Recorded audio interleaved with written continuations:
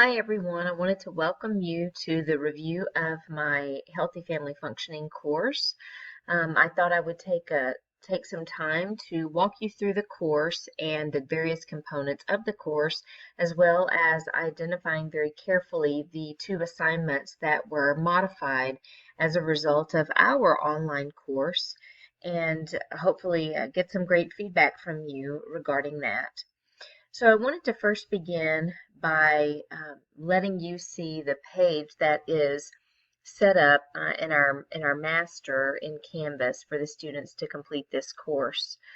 This is a standard setup, and so instructors are able to go in and modify colors and the look and all that of the course. I am using simply the standard format that we have, and am providing information such as instructor information here.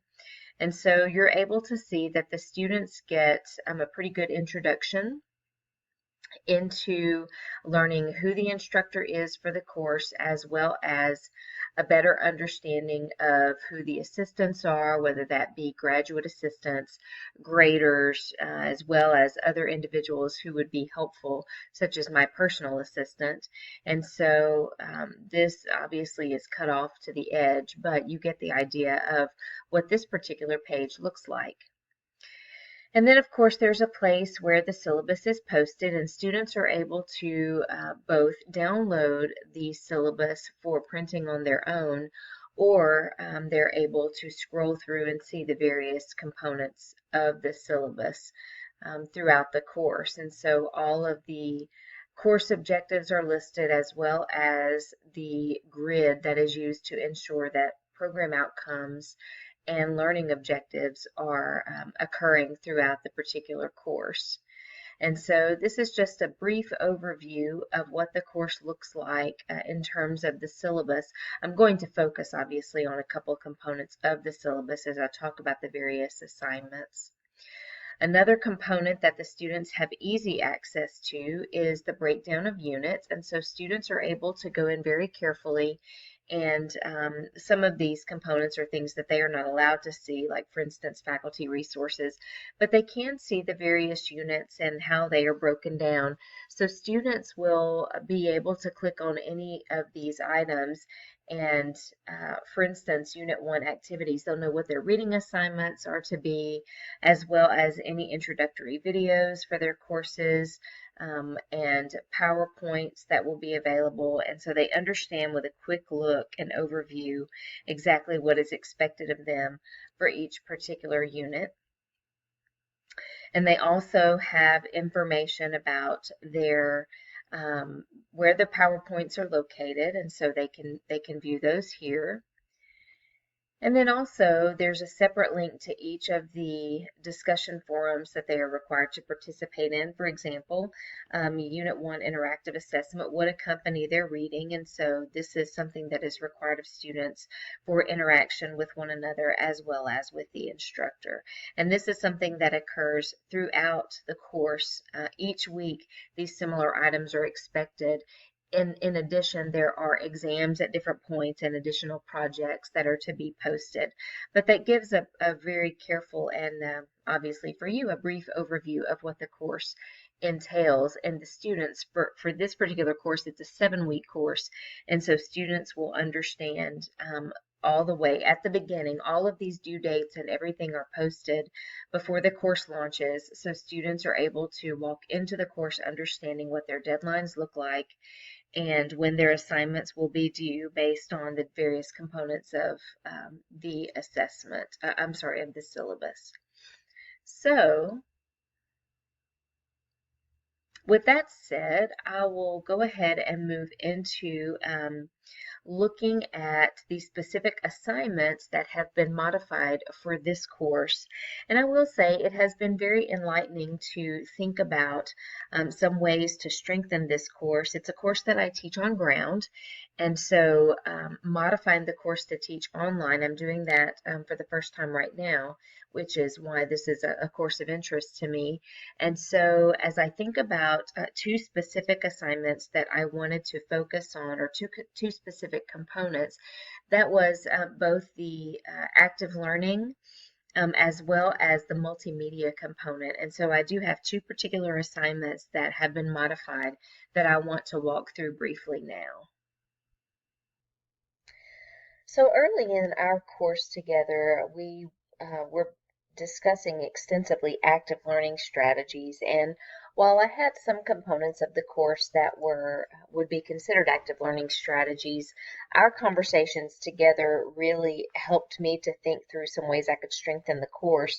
And actually, it was during this particular session that Linda posted an idea about a mind map active learning strategy, and I commented in that forum that that was something that I really wanted to implement because I had been trying to think of a way to turn an individual project into a group project that would be beneficial for the students, that they could learn from one another, but that would also serve the purpose of the course and of mastering the content.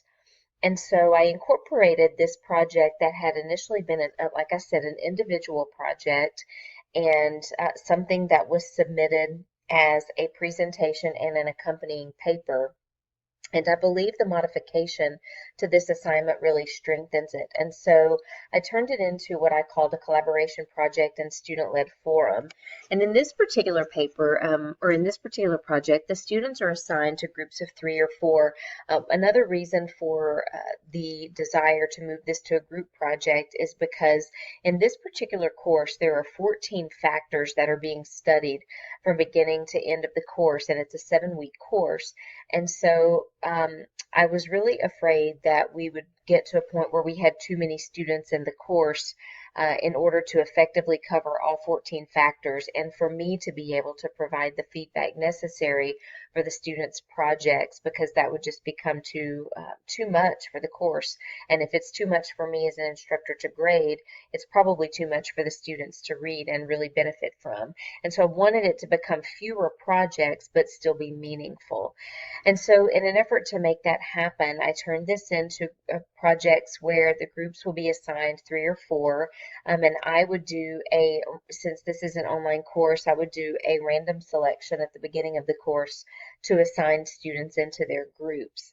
And again, the number of students in each group would depend completely upon the number of students enrolled in the course overall. And so they would choose a topic that they would have to have approved by me or by the instructor by the end of the first week of course. And there are some specific instructions regarding how that would actually take place. And then the students would work together in their group to create these components, these 3 components: the mind map, the presentation that would be completed in multimedia, and then a discussion forum, leadership.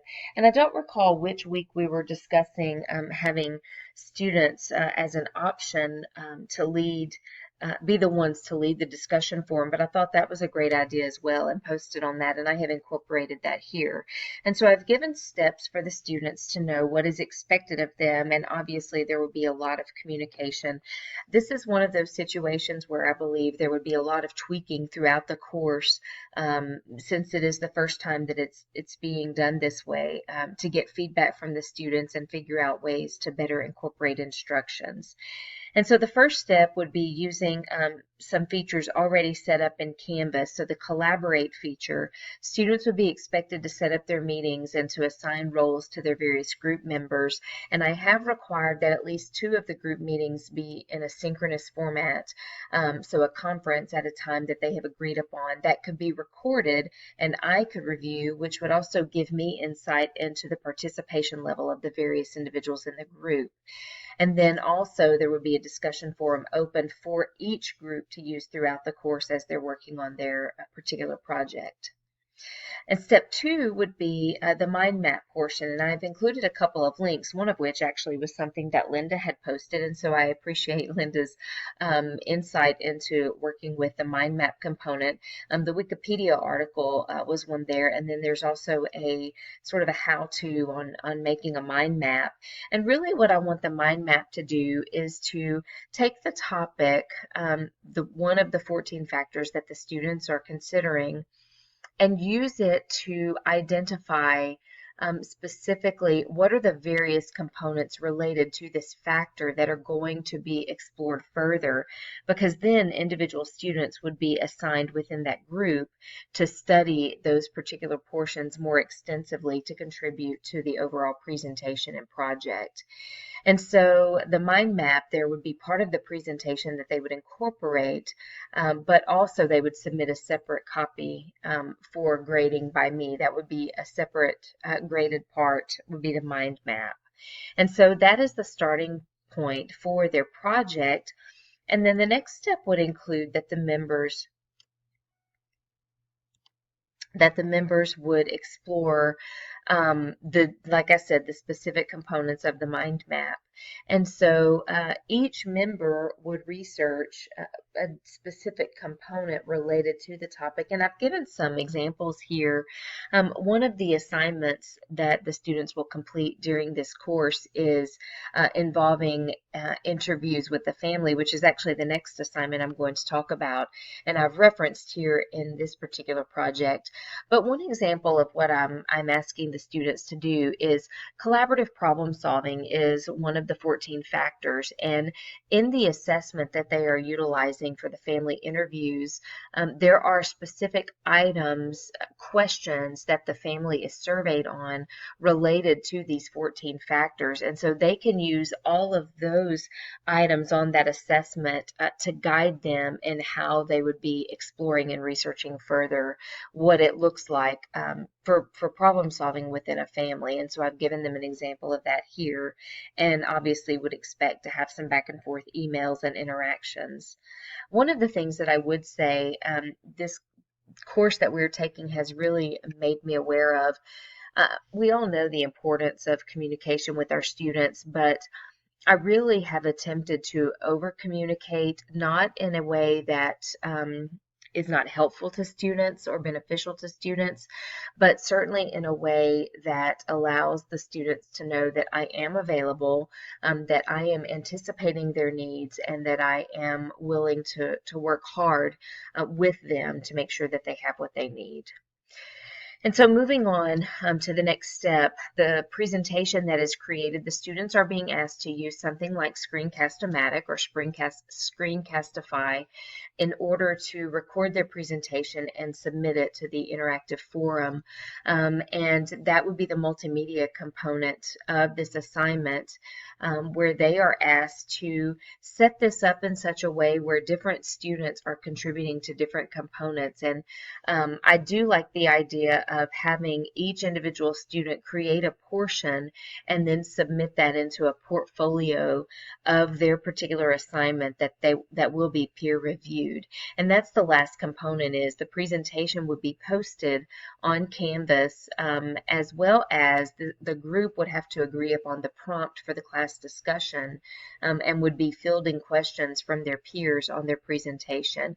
And there is a specific rubric for the particular project.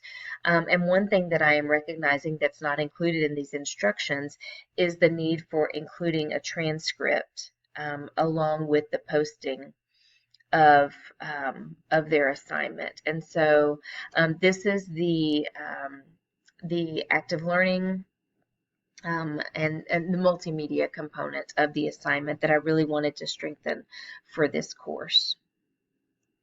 So this has been an overview of the Healthy Family Functioning course, as well as a look at the assignment, the collaboration assignment that the students will use more for peer interaction, thinking through things that I've learned through this course, and just the importance of peer interaction with one another as well as with the instructor, the use of multimedia tools, the importance of ADA, and making sure that students are given opportunities to review items that may not be in a format initially that is really helpful for them, but trying to think creatively through what that may look like.